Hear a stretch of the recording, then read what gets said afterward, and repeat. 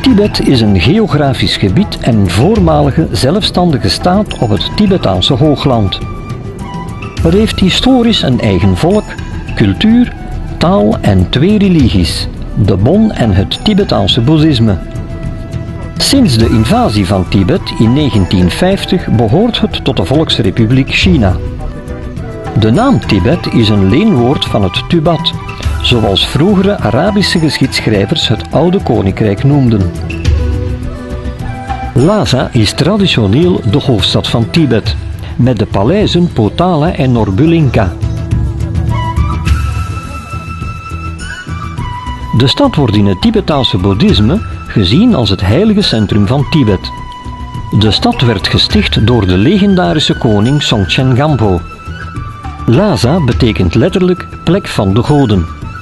Oude Tibetaanse documenten en inscripties spreken echter tot vroeg in de 7e eeuw van Rasa, wat binnenhofplek of geitenplek betekent.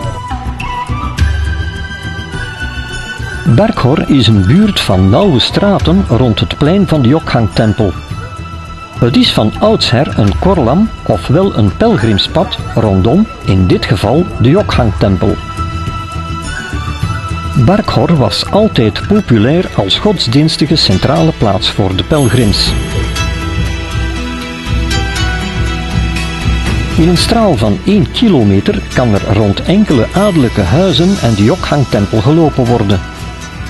De naam Barkhor is afgeleid van de Tibetaanse benaming voor pelgrims, Gnas Korba, letterlijk iemand die een rondgang maakt om een heilige plaats.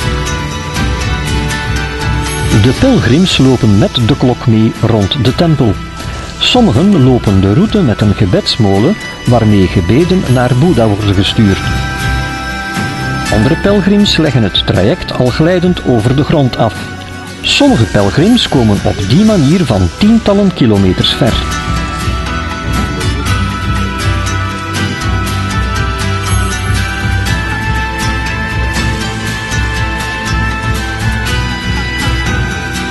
De Yogkang-tempel is een van de meest heilige plaatsen voor een Tibetaanse boeddhist en staat op de werelderfgoedlijst van UNESCO.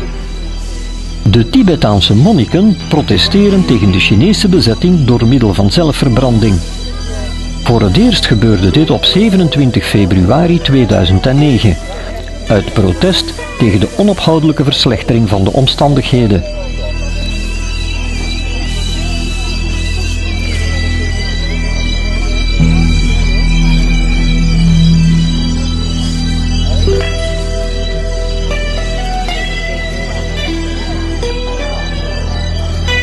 De Yogkang-tempel werd in 647 door koning Songtsen Gampo gebouwd.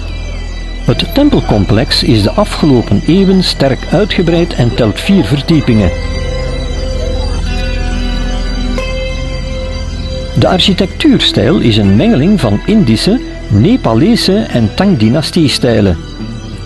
De pelgrims komen met hun thermos jakboter om de talrijke olielampen brandend te houden. De rook die deze lampen verspreiden zorgt voor een bedwelmende geur. Bij het binnenkomen valt het enorme gouden beeld van Boeddha Sakyamuni op.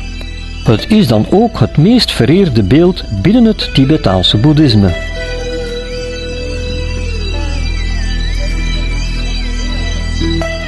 Op het dak staat het beroemde standbeeld met 2 gouden herten aan weerszijden van een dharmawiel.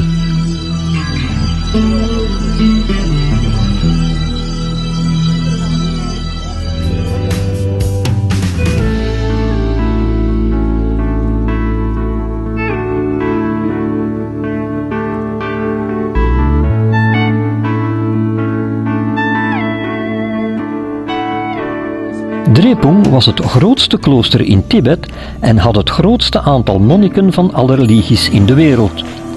Het werd in 1416 gesticht.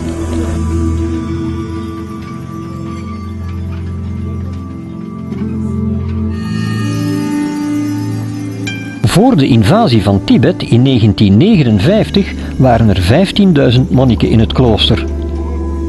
Tegenwoordig is het klooster veel kleiner met nog slechts een paar honderd monniken.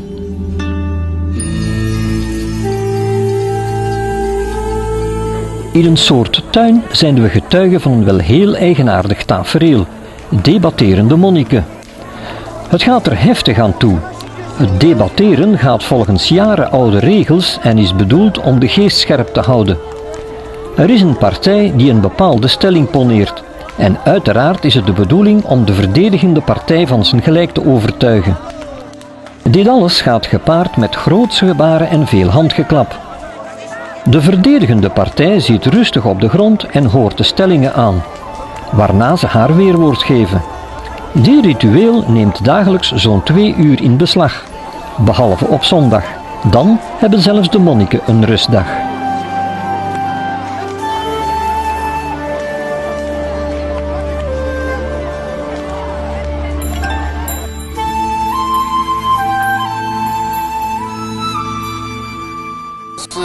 There's one mountain. This mountain is called Mount Potala, because people believe that mountain is the paradise of the Compassion Buddha. And why did this palace called the Potala, like paradise of Compassion Buddha?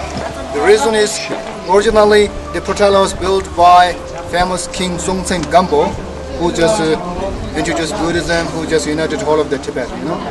And this name was given by one of his ministers. And this minister was very intelligent, and this minister was fond of the Tibetan alphabet. And why the minister called Potala Palace? Because he believed the king was the manifestation of the Compassion Buddha. So that's why we called Potala Palace. Het Potala-paleis was het winterpaleis van de Dalai Lama's, totdat de 14e Dalai Lama naar India vluchtte. In de 17e eeuw werd het gebouw vergroot. Door de 5e Dalai Lama werd het zogenaamde Potrang Karpo of Witte Paleis gebouwd. Na diens dood werd ook het Potrang Marpo of Rode Paleis afgewerkt.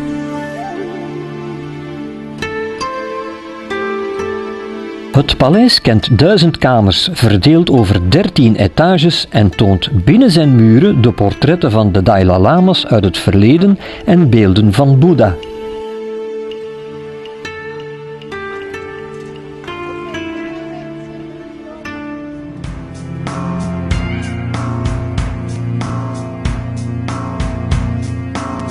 Norbuglinka is een paleis met bijhorend park dat diende als zomerverblijf van de Dalai Lama's.